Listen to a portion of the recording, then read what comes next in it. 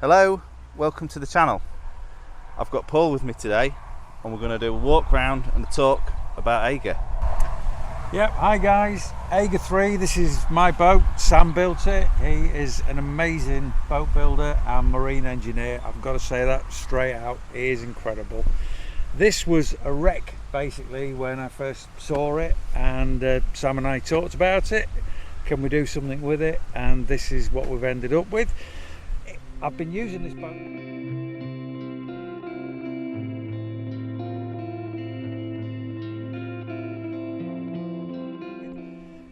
I've been using this boat now for 4 years, and it's absolutely changed the way I fish. It is a brilliant boat.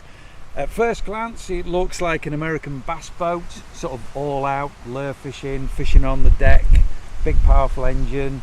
But there is so much more to it than that. It's also a boat that's designed for very English kind of fishing.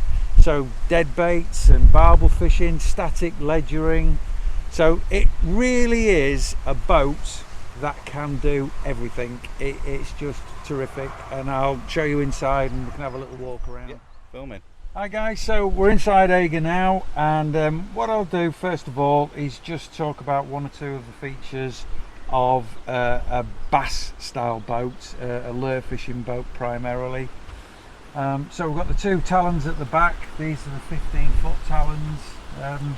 Yeah, they're a really good feature, and they enable you to fish in tight locations like marinas where spot lock.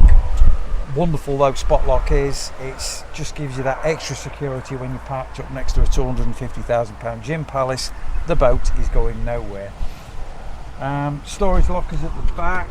We've got the bait pump in there. We've got a really good sized live bait well, so that's super handy to have that. Boat storage down there. One feature of this boat is we've got two very wide lockers either side. This is for the rods, this side's for the rods. They're not in there at the minute obviously, and this side is for landing nets and all sorts of paraphernalia. If you look at the top at the gunnel width, you think, wow, that's taken up quite a lot of the boat space, but actually they're tapered. So sorry to go from right to left, Sam. It's all right. Yeah, so they're actually tapered. If you look down here, the actual amount of floor space that you lose is quite small. So yeah, it works really well. These are brilliant. Plenty of rod holders all over the place. They work really good. This is brand new, so I've been trying this for the first time this year. This is the Rail Blaze for the Garmin LiveScope, which should be superb. This is the original unit, Hummingbird, so it's like the one boat system with the Minn Kota. Sam's moved that was central. Sam's put that over here. I've got a little mount for my phone and lights and stuff for hopefully photographing one or two fish. And the LiveScope has kind of got centre stage now. A lovely feature that Sam's done is that these are completely twizzleable. Most of my fishing, not all of it by any means, but most of it is river fishing, so you're always with the bow into the current, so you can't just fish one side, you've got to be able to fish both sides. So we've got a mount either side, and both of these will turn depending on which side you want to fish. So that's a lovely little feature. Yeah, so storage under there, got all your normal controls, more storage up front.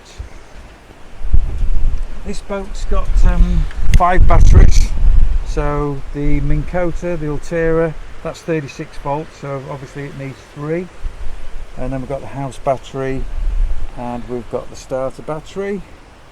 A nice little feature that Sam's just installed, this battery meter down here, so I can see how my 3 12-volt batteries are doing for the Minn Kota.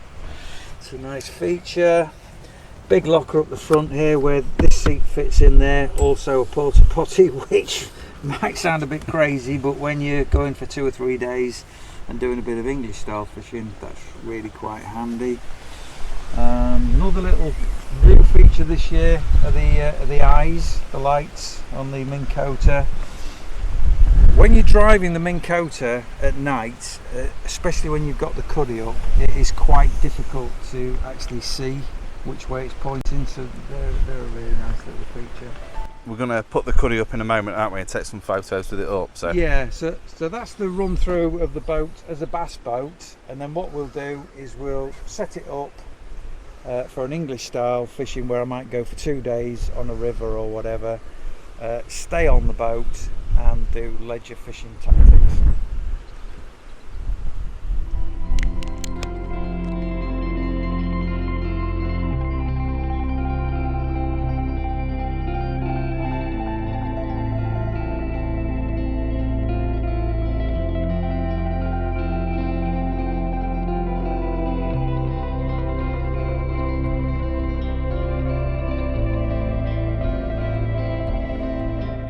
Hi guys, right, okay, so we've done one little walk around with the boat. So this is the Mark II version where it's like English style. It's used for static ledger fishing primarily and for going away 2-3 days at a time, exploring river systems and such as that. So yeah, AEGIR's 22 foot long.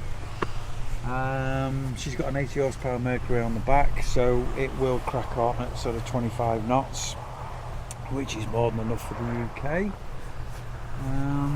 And yeah, cuddy up, so not much more really to show you on the outside. We'll go on board and have a look at the features that make it a really good boat for ledgering. Okay, so yeah, now the AEGIR's rigged up for ledgering and static fishing of all different kinds. So talked before about the talons. They'll go down and anchor the boat up in 15 feet of water and hold her super steady. Obviously for ledgering where you're watching your tips or you're on bite alarms, that is absolutely critical, and with having the two, it locks the boat down and you can ledger really effectively. You have to ledger with the back end into the flow. It won't work the other way. The boat will always eventually turn around. Don't let anybody tell you otherwise. Fishing on a river, then you would have to have the boat positioned like this with the flow coming from the back end that way. It won't work the other way. This is something that I made myself, a bit of improvisation. They're two bike clamps that you get for the back of pickups and cars and such like. You can either just screw a normal rod rest in there ahead, or you can put a bite alarm on there. These light up a little bit like Christmas trees when they're with the LEDs when they're deployed. So because you want to be able to see your rod tips and stuff, you just get a little bandana type thing, pull it over, and then put one of your rod wraps inside there as well, and then that's absolutely fine. You've got rid of all your LED Christmas lights. Yeah, Scott, this actually is a handy little thing. I just screwed it, a little tackle box, all you need for a trip. I actually screwed it to the Scotty, which drops into one of the holders there, and that just, when you're steaming along at 20 knots, it just stops basically all your gear disappearing into the river. So that's really handy. Yeah, so this is the crucial bit. This means you can get away for a few days. So come on through.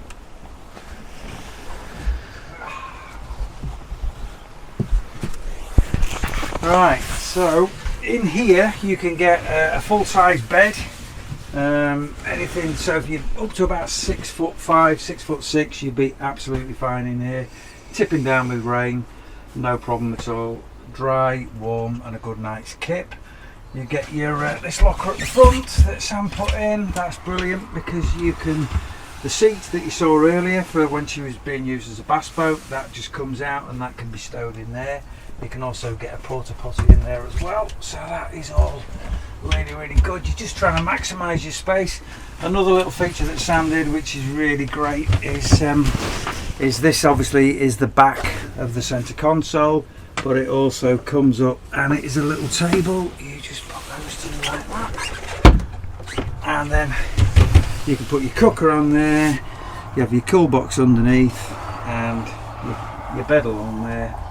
Absolutely superb. And then when you're finished and you want to go back to being a bass boat, probably takes 20 minutes maximum. Strip everything down, fold the cuddy back, and you're back with your bass boat. So yeah, really we'll do that in time lapse though, so it looks like we can do it in 15 seconds. Yeah, exactly. Yeah.